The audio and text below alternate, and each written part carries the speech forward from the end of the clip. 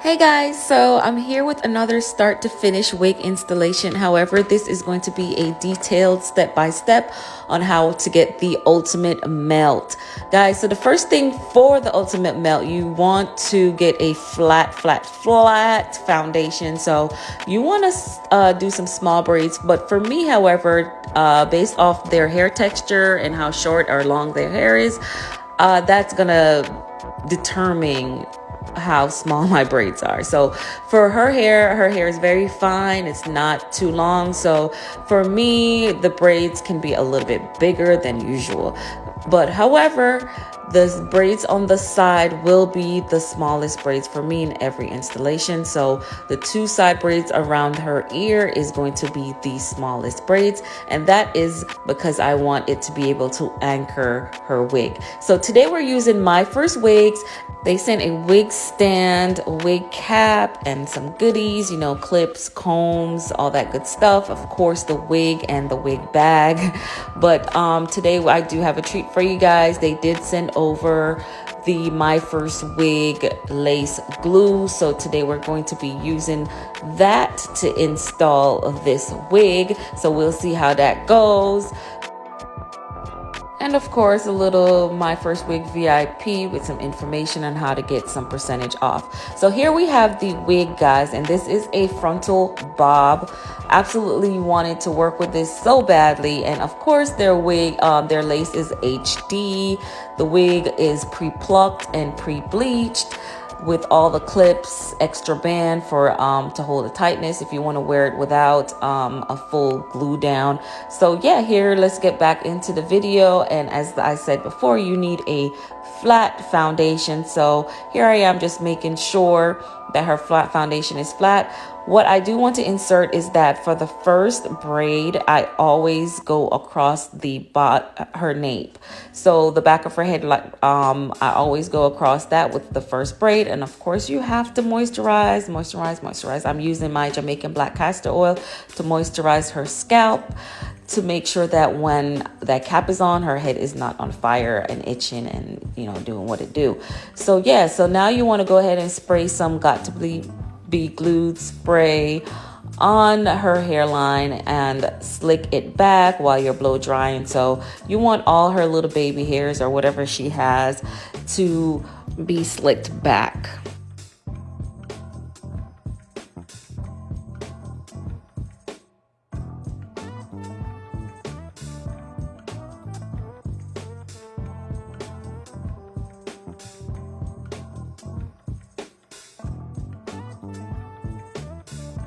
So the next step is finding a wig cap that best matches her complexion. So when you do have a wig cap like that, you want to place it over your client's head and you want to stretch it as much as possible. This is going to thin the lace out, and those eye holes that I'm cutting out is just for comfort because it's super annoying to have that lace over your eye. You can't blink, you can't do anything. So yeah, that's a comfort for your client. Now the ear part is not just for comfort, it's literally because you're gonna need to glue down the tab near her earline. So yeah, so once you have that cap maxed out and stretched and you put your holes in, you want to go along her hairline. And if they're lacking some hairline, you do want to kind of make some extra hairline for them by bringing the Got to Be Glue spray a little bit inwards on their forehead. So yeah, once you've done that and went across their hairline with the Got to Be spray,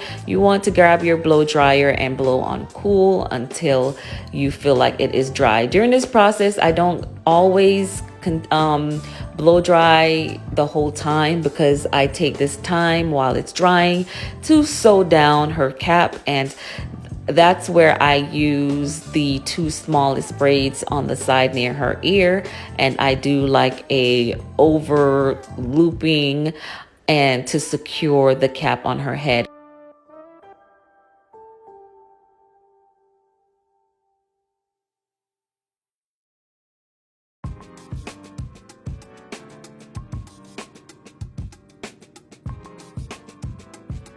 This step is very important to me because once I go around cutting the excess lace off, I do not want the lace to come apart around her hairline or her neckline. So this part is important to have a nice stitch going along the back of her head.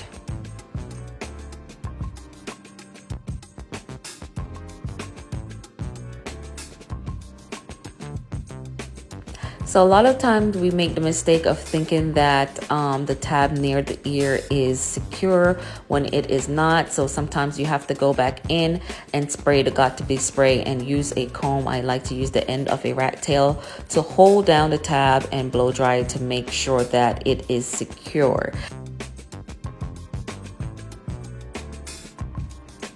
Please be careful when cutting around the eyes, guys, and the ears. You do not want to poke your client in the eye with your scissors, so make sure you're extra careful when doing that.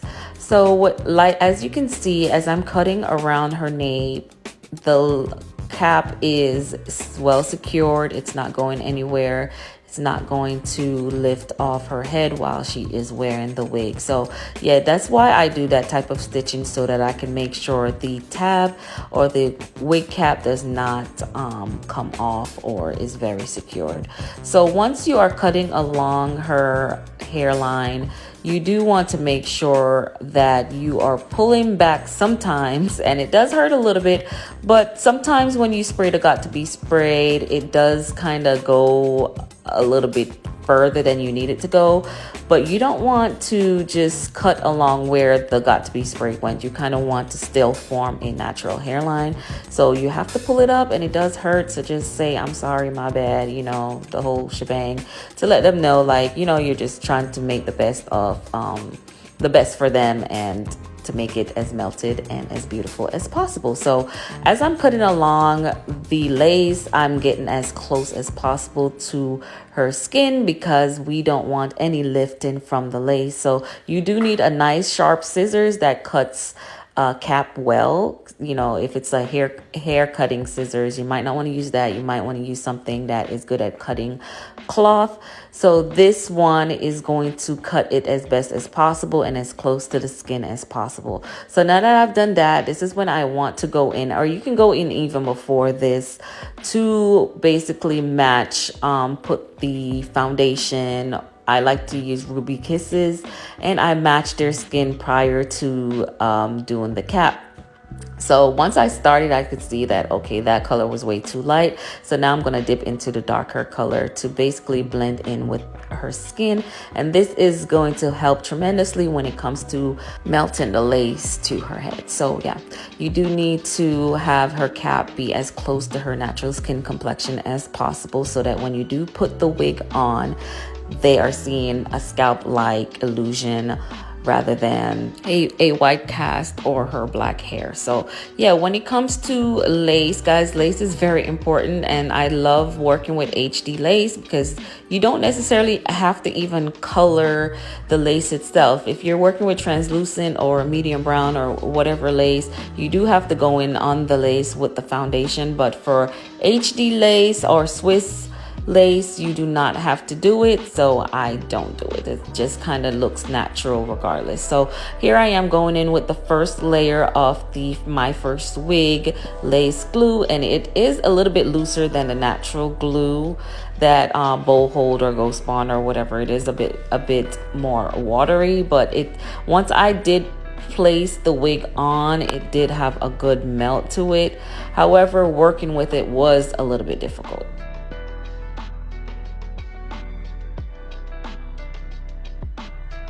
Okay, so when you start to spread the glue along their hairline, you do want some glue on the wig cap and some glue on the skin.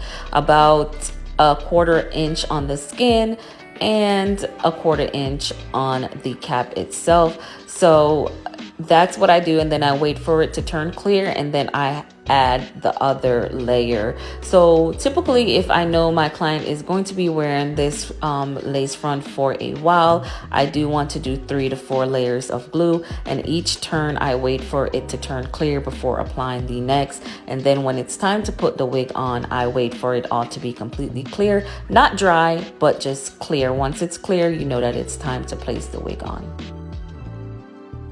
And also, just a friendly reminder, make it as thin as possible. Each layer as thin as possible. Spread it out. So what you want to do next is, if that wig has a middle part, you do want to make sure you get in front of your client and line that middle part up with the tip of their nose, so that you do have a straight wig and a straight part. Do not be afraid to employ your clients. Have them hold that wig down. A little help goes a long way. So do ask them to hold the side of the wig down as you're installing it. So what I'm doing now is I'm taking the comb and I'm basically brushing the wig into the glue so that it is sticking to the glue. It helps it a little bit. And also, I just want to make sure that I do have all the hairline of the wig along the glue line. So what I use here is a elastic band. You can get it on Amazon or wherever in sewing departments or wherever. But I place this along the glue line and wig line. And this is going to help the melting process. This is where the melting begins, guys. Once you place this band across that glue line, this is helping it to melt the lace into the glue.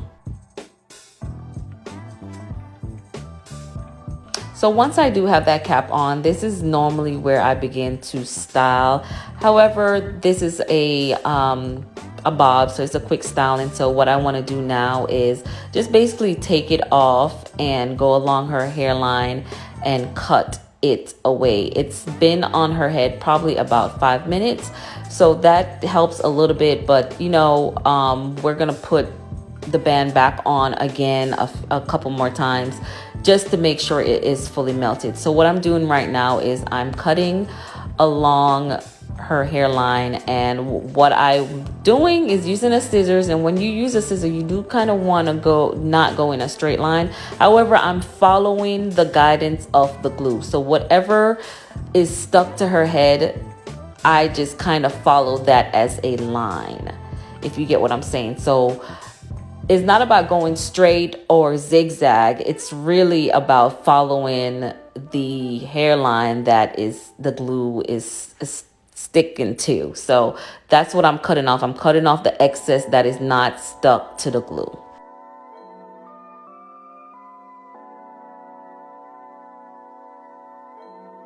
Sometimes it is best to use a eyebrow razor for this part, because it does give it more an illusion of scalp because of how it cuts. It just cuts way better, way cleaner than a scissors. So do practice using that, but it's also easy to cut your client when you're using an eyebrow razor to do it.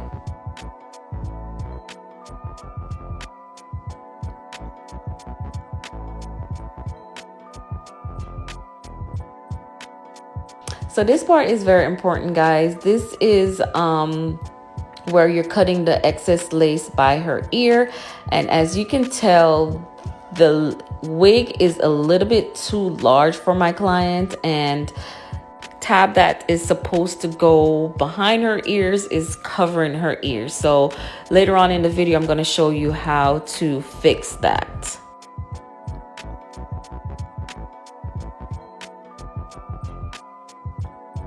And as you can see, her hair already looks melted in. This is my first wig, and they do send you like a HD Swiss lace, so it's super easy to work with. There's not much work you have to do with this kind of wig. As the name states, it's called My First Wig, which makes it perfect when you're a beginner and you just need a wig that's already fully done and that you don't have to do much with. So here I am. I'm going to have to cut into the wig because her head is so tiny, which is not a natural size for most human beings. But her head is a little bit smaller than usual. So what I like to do is I like to cut into the wig. And to my surprise, the once I cut into the wig does not start unraveling.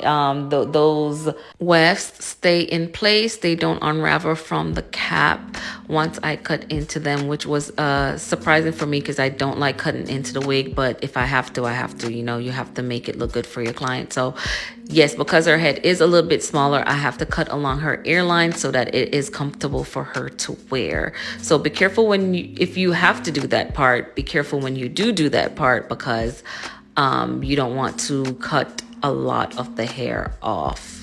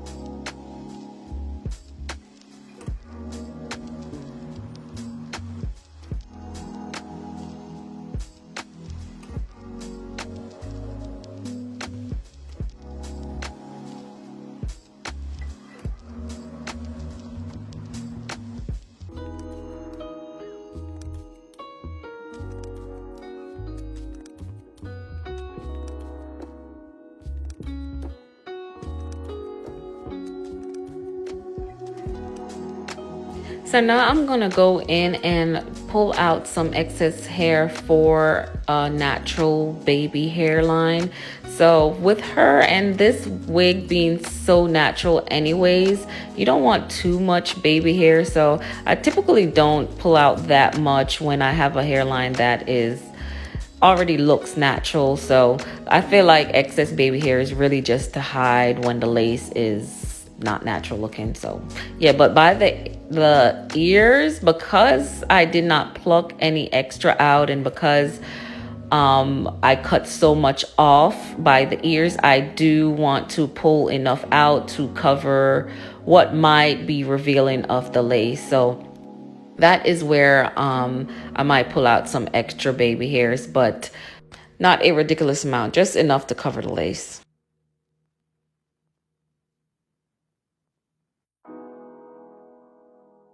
And here I am employing her again. I need her to hold those down. This is gonna kind of straighten the hair some. And when I spray the Got2b spray again around it, that's gonna help the lace melt in a little bit more once I put the rubber band around it again.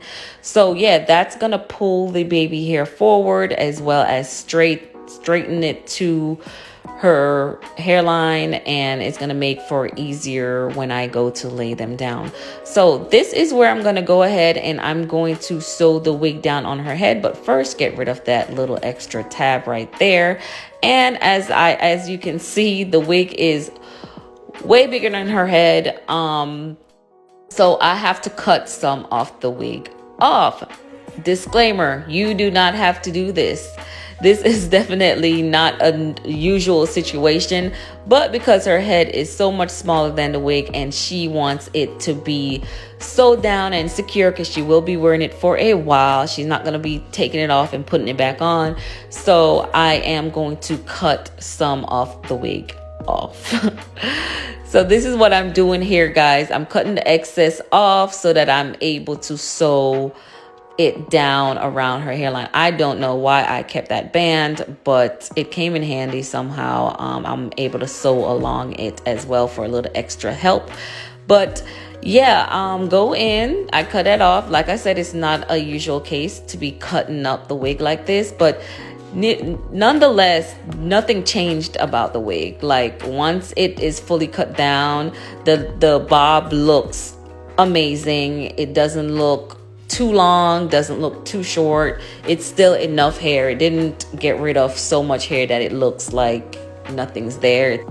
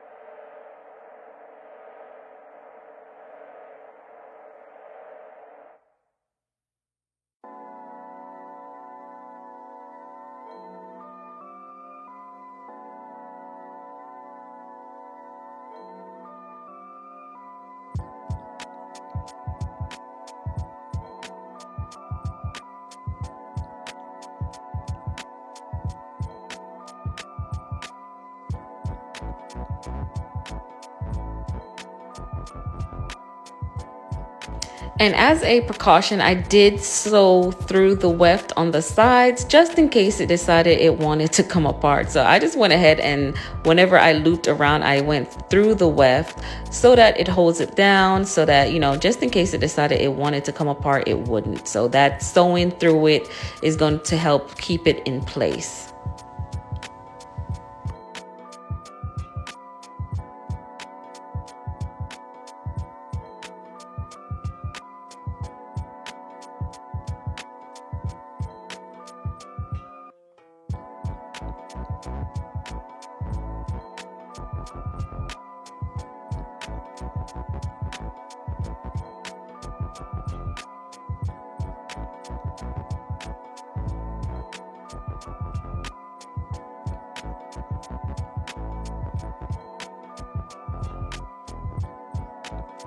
So once you have taken that band off for the second time, this is when you want to unravel those little braids and start to cut your baby hair.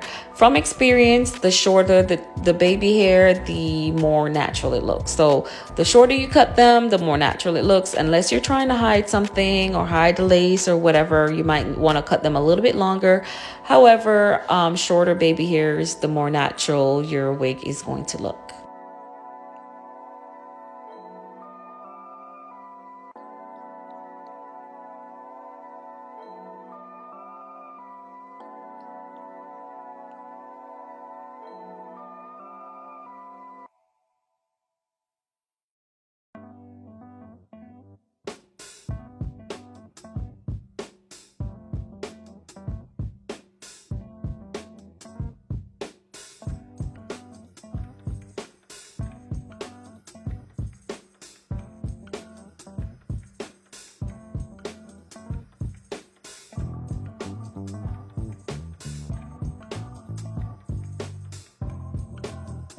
So if you decide to use mousse like I am to lay your baby hair, you do want to work very quickly because the mousse does lift the lace. Even though you've done all that work to get the lace to melt down, once you put the mousse on there, it is going to start to lift.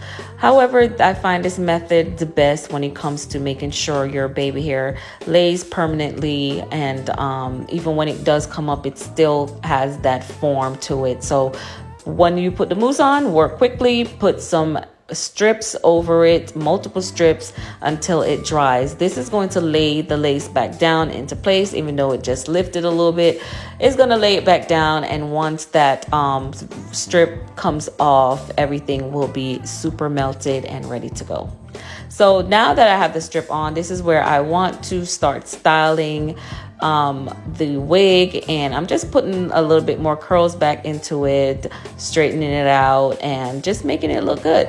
So here I am using a wax stick by Caracare, and this is going to lay all the flyaways down for a more sleek and presentable look.